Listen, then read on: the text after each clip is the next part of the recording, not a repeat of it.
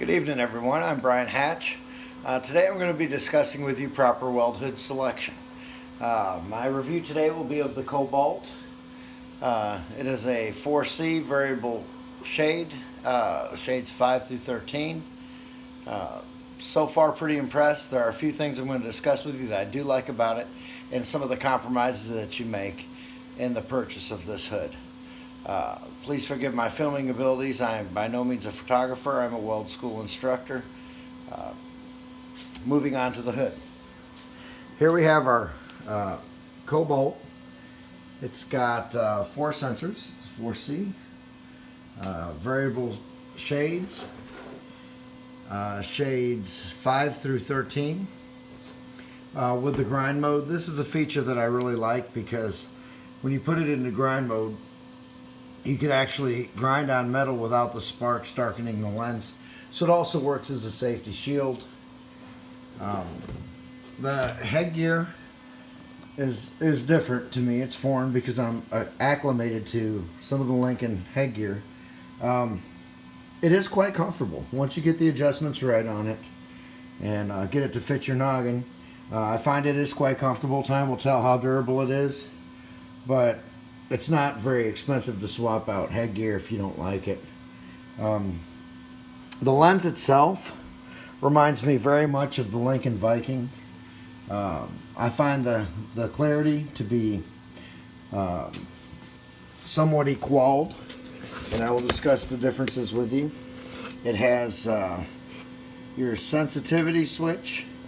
It has your selector switch up here in the corner, which will allow you to dictate whether you're using shades 5 through 9 or 9 through 13. We have our delay speed. Depending on what you're doing, if you're doing production welding where you're constantly with your hood down, the delay speed is not very important. However, if you're doing a lot of tacks, what the delay does is it determines how long the darkening of the lens will maintain after you finish the arc. A few things I don't like about this hood are the fact that it does require batteries, and I don't know if this aids in its clarity or not, but this is bar none, alongside the Lincoln Viking, the clearest hood that I've ever used. It does require 2 batteries as a power source. I haven't had it long, so I can't tell you how long the batteries last, but I have spoken with other welders that have used this for some time and they're still on the original batteries, so I don't think that's really a significant issue, but it's something that might be nitpicky if that's important to you. The size of the hood. This is a very large hood. If you are a pipe welder and you're going to be working in restricted areas, this is probably not the hood for you.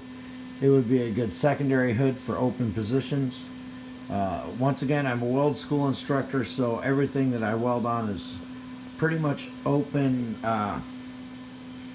position. Some welds are restricted, but I do have other hoods as well.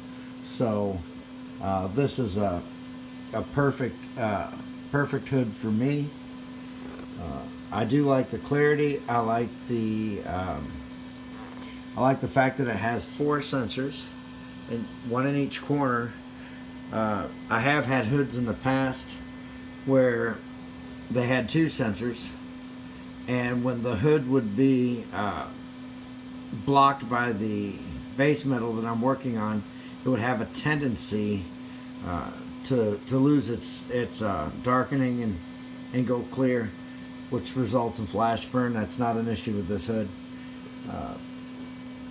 Quite honestly, I think that this is probably the best hood that you could get under $200. Now, if you're willing to spend the $350 on the Lincoln Viking, I have that as well. I like it a lot. I would note that I think the headgear on the Lincoln Viking is of somewhat better quality. It just looks beefier. Once again, I don't know. I haven't had this long enough to to note one way or the other, and the fact that this does take batteries. So, with that being said, if not having the batteries and a beefier headgear is worth another $250 to you, by all means go get it. This can be had at your local Lowe store for $119. You can find them on eBay, brand new, for under $100. Really impressed with it. Well, that being said, you've probably heard me talk enough, and you probably want to see what the lens looks like when we weld. So I just have my little 110 flux core machine here at the home. I'm going to weld a T-joint with a flux core with this little 110 unit, which isn't the best, but it will allow you to see with definition the arc. So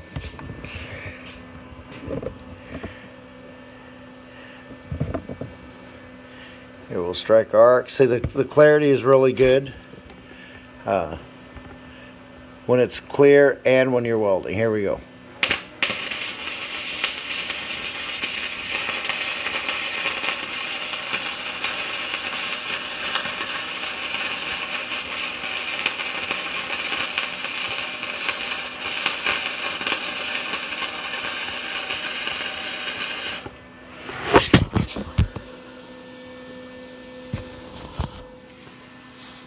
So you can see the lens is pretty clear. It retains darkness for just a split second afterwards on the minimum sensitivity setting, which you can increase should you desire. All in all, an excellent purchase. Uses standard lenses, which are interchangeable with the Lincoln. Somewhat equitable to the Lincoln Viking, with a few minor differences. Also, the weight, it is somewhat of a heavy hood, so if I were to be wearing the welding hood working 12-hour shifts, this would not be the one I would want. For a couple hours, no big deal, but it is somewhat heavy, but it does shield very well, and it covers the neck area, when it's retracted. Covers the neck area well, covers the head area well. So it gives really good coverage, especially if you're going to be doing some overhead welding in an open position. I hope you found this informative. If you have any questions, feel free to comment.